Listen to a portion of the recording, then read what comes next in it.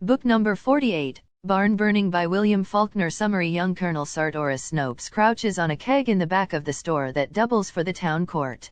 He cannot see the table where his father and his father's opponent, Mr. Harris, are seated. The Justice of the Peace asks Mr. Harris for proof that Mr. Snopes burned his barn. Mr. Harris describes the numerous times Snopes's hog broke through the fence and got into his cornfields. The final time, when Mr. Harris demanded $1 for the animal's return, the black man who was sent to fetch the hog gave Mr. Harris an ominous warning that wood and hay are combustible. Later that night, fire claimed Mr. Harris's barn.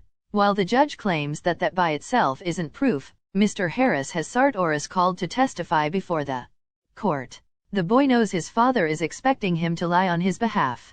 After doing so, the judge asks Mr. Harris whether he wants the child cross-examined, but Mr. Harris snarls to have the boy removed. The judge dismisses the charges against Snopes but warns him to leave the county for good, and Snopes agrees to comply. Snopes and his two sons then leave the store and head to their wagon. A child in the crowd accuses them of being barn burners and strikes Sartoris, knocking him down.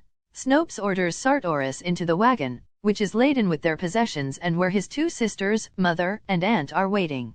Snopes prevents his crying wife from cleaning Sartoris's bloodied face. That night, the family camps around the father's typically small fire. Snopes wakes Sartoris and takes him onto the dark road, where he accuses him of planning to inform the judge of his guilt in the arson case. Snopes strikes Sartoris on the head and tells him he must always remain loyal to his family. The next day, the family arrives at its new home and begins unloading the wagon. Snopes takes Sartoris to the house of Major Despain, the owner on whose land the family will work. Despite the servants' protests, Snopes tracks horse manure into the opulent house, leaving only when Miss Lula asks him to. He resentfully remarks that the home was built by slave labor. 2 hours later, the servant drops off the rug that Snopes had soiled and instructs him to clean and return it. Snopes supervises as the two sisters reluctantly clean the carpet with lye, and he uses a jagged stone to work the surface of the expensive rug. After dinner, the family retires to their sleeping areas. Snopes forces Sartoris to fetch the mule and ride along with him to return the cleaned rug. At the house, Snopes flings the rug onto the floor after loudly kicking at the door several times. The next morning, as Sartoris and Snopes prepare the mules for plowing, Despain arrives on horseback to inform them that the rug was ruined from improper cleaning. In lieu of the $100 replacement fee, the major says Snopes will be charged 20 additional bushels of corn. Sartoris defends Snopes's actions, telling him that he did the best he could with the soiled carpet and that they will refuse to supply the extra crops.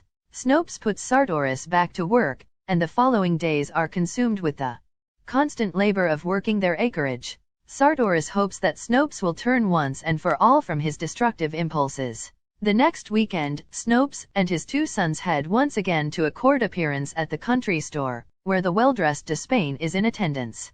Sartoris attempts to defend Snopes, saying that he never burned the barn, but Snopes orders him back to the wagon. The judge mistakenly thinks the rug was burned in addition to being soiled and destroyed. He rules that Snopes must pay 10 extra bushels of corn when the crop comes due, and court is adjourned.